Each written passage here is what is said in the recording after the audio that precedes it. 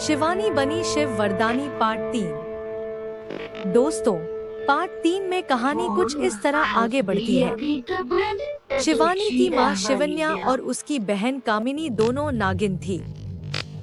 शिवन्या अपने पति देव के साथ भूलोक में नागमणि की रक्षा कर रही थी। कामिनी को शिवन्या से ईर्ष्या थी, पर वह बाहर से प्रेम का नाटक करती रही।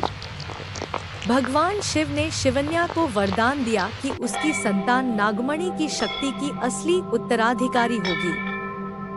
यह सुनकर कामिनी और भी क्रोधित हो गई। उसने भगवान शिव के वरदान से शिवन्या गर्भवती हुई। यह बात जानकर कामिनी ने सोचा, अब सीधी टक्कर में। इसी दौरान कामिनी ने मौका पाकर संजीवनी पौधे की राख शिवन्या पर डाल दी, जिससे वह बेहोश होकर जमीन पर गिर गई।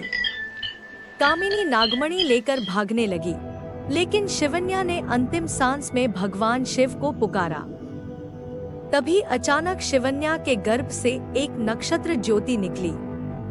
वह शक्ति कामिनी को आघात देकर उसकी शक्ति छीन ली और उसे नीलगिरी पर्वत की गुफा में कैद कर दिया। उस ज्योति से एक स्वर्ण मोहिनी प्रकट हुई।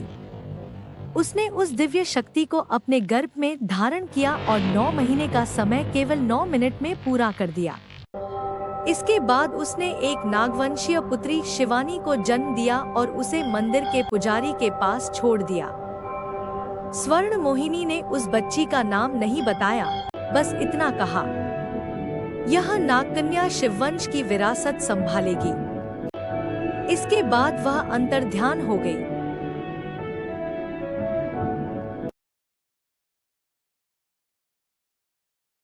उधर कामिनी ने रूप बदलकर गुरुमा से नागमणि मांग ली और शिवानी को धोखे से कमजोर बनाकर उसे एक छोटी नागिन में बदल दिया। उसने उसके चारों ओर विश्वलय बना दिया और हंसते हुए बोली, अब देखो शिवानी, तुम मुझे कभी नहीं रोक सकती। तभी आकाश से भगवान शिव का तीसरा नेत्र खुला। उनकी शक्ति से कामिनी भयभीत होकर भागने लगी। भगवान शिव ने शिवानी को आशीर्वाद दिया और उसे उसकी खोई हुई शक्ति लौटाई। शिवानी अब एक शक्तिशाली नागिन बन गई और कामिनी का अंत कर दिया। फिर उसने अपने माँ बाप के बलिदान को याद करते हुए नागमणि धारण की और सच्ची नागकन्या बन गई। फ्रेंड्स, इस कहानी के लिए मैंने बहुत मेहनत की है। कृपया लाइक, शेयर और सब्सक्राइब जरूर करें।